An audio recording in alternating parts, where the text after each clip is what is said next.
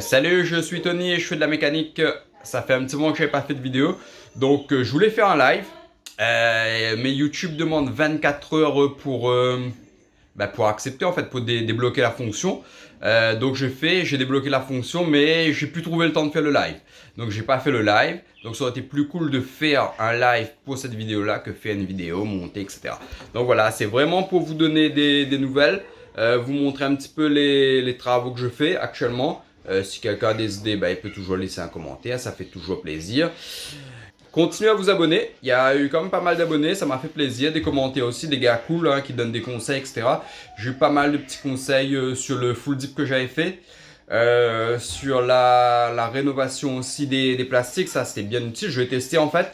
Donc pas sur cette voiture là, mais plutôt sur la Kadjar ou bien sur la Clio.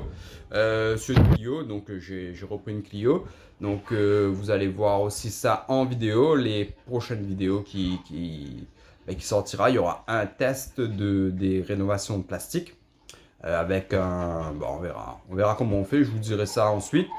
Voilà et tout, merci à vous, continuez de vous abonner, continuez de liker, continuez de commenter, ça fait plaisir.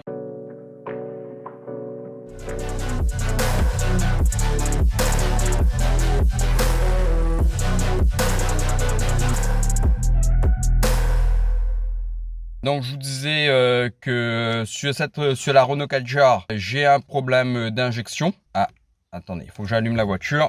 J'ai un problème d'antipollution. Donc il faut que je contrôle aussi l'antipollution. Chaque fois qu'il y a un problème de pollution avec la voiture, il y a aussi chaque fois qu'il y a un problème d'injection, il y a souvent un problème d'antipollution qui va avec parce que c'est deux systèmes qui sont liés. Donc voilà, j'ai déjà passé un diagnostic dessus.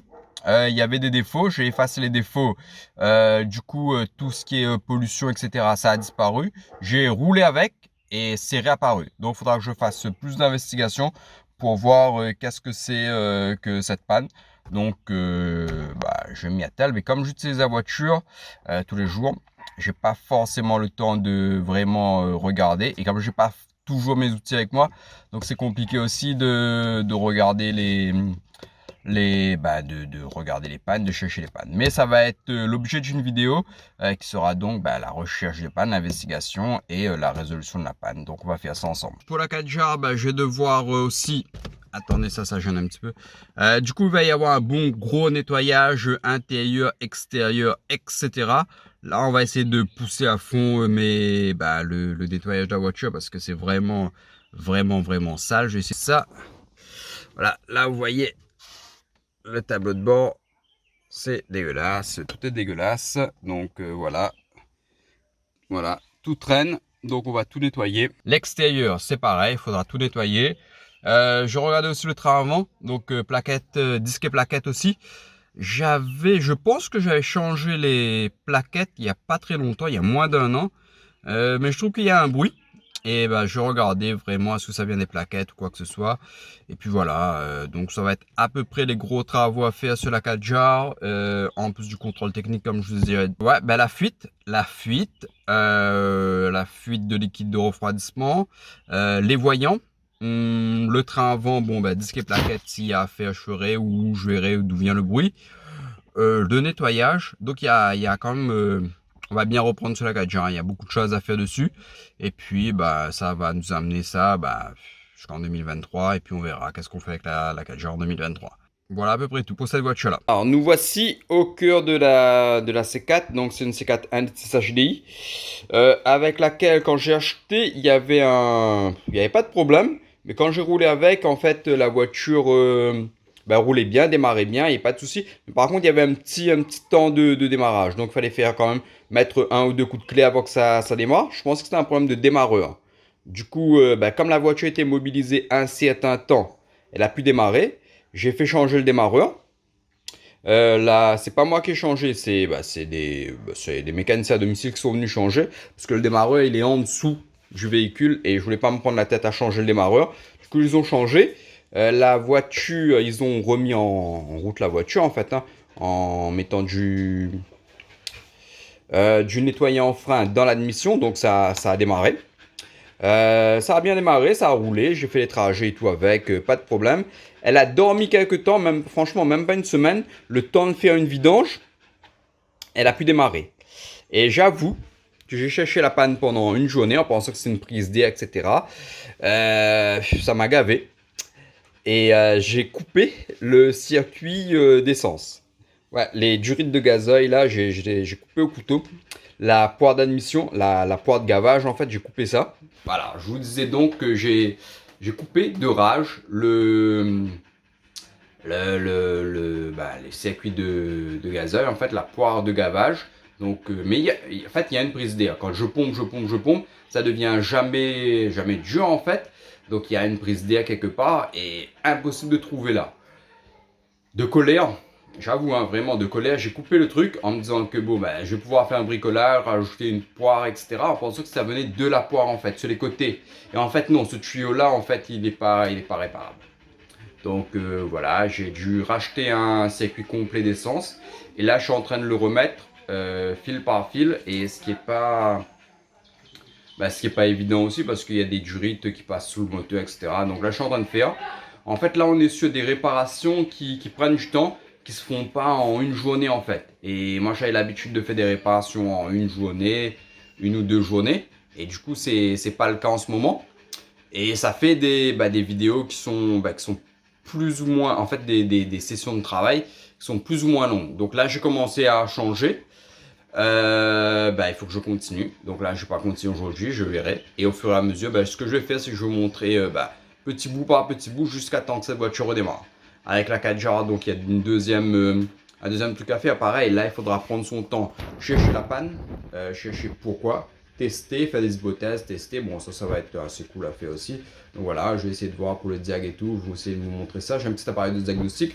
On va voir s'il est efficace. Ce sera l'occasion de le tester. Voilà pour les voitures. Donc voilà un petit peu pour les travaux à faire sur les voitures. J'ai aussi une Clio qui n'a pas passé le contrôle technique. Là aussi je cherche apparemment défaut de pollution.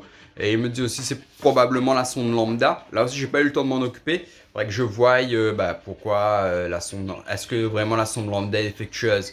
Et du coup le mélange est trop riche. Et ça fait que au contrôle technique ça passe pas. Ou c'est vraiment la voiture elle est encrassée. Donc on verra.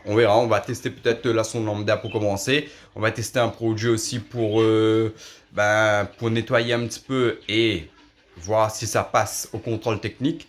Et puis voilà un petit peu les choses à faire. En parlant de contrôle technique, il y a la Kadjar aussi que je dois préparer pour le contrôle technique. Là, la Kadjar, j'ai les essuie-glaces à faire. J'ai acheté, je n'ai pas encore mis. Les pneus avant aussi à faire.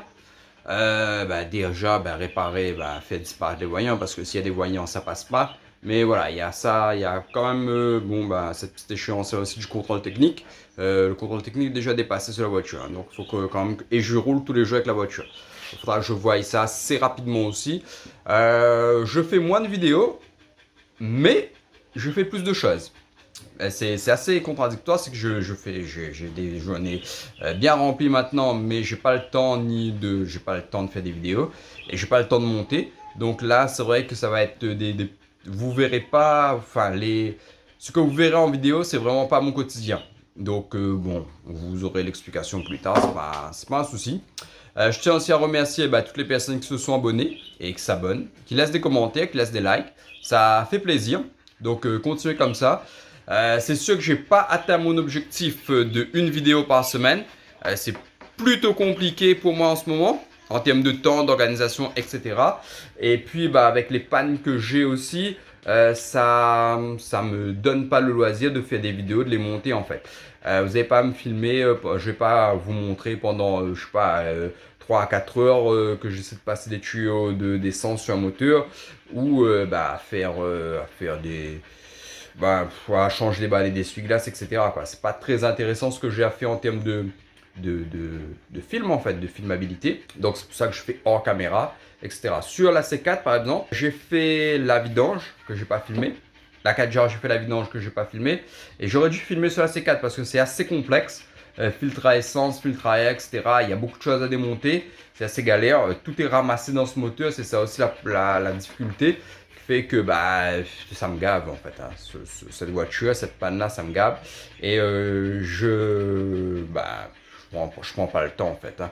Et sur la Kadjar, bah, la voiture est tout le temps avec moi. Mais je n'ai pas encore commencé. Donc on verra. Voilà. En plus ça, il y a aussi une fuite de liquide de refroidissement. Ça, je vais vous montrer ça aussi. Je vais vous faire une petite vidéo de fuite de liquide de refroidissement avec une petite explication du circuit de refroidissement. J'ai utilisé un produit StopFit qui a marché, qui a bien marché en tout cas. Parce qu'avant, à chaque trajet, je mettais du liquide de refroidissement. Là, je peux rouler avec sans en mettre. Donc le produit a marché. Je vais vous montrer. Je crois que j'ai encore le produit dans la voiture. Donc je vais vous montrer et je vous ferai un retour sur ce produit-là. Donc bah, en espérant bientôt une prochaine vidéo. Donc vous aurez de toute façon une vidéo bah, pour Noël, une vidéo pour le Nouvel An, etc. Comme tout le monde. Donc voilà. Merci à vous. Abonnez-vous si ce n'est pas encore fait. On se retrouve bientôt.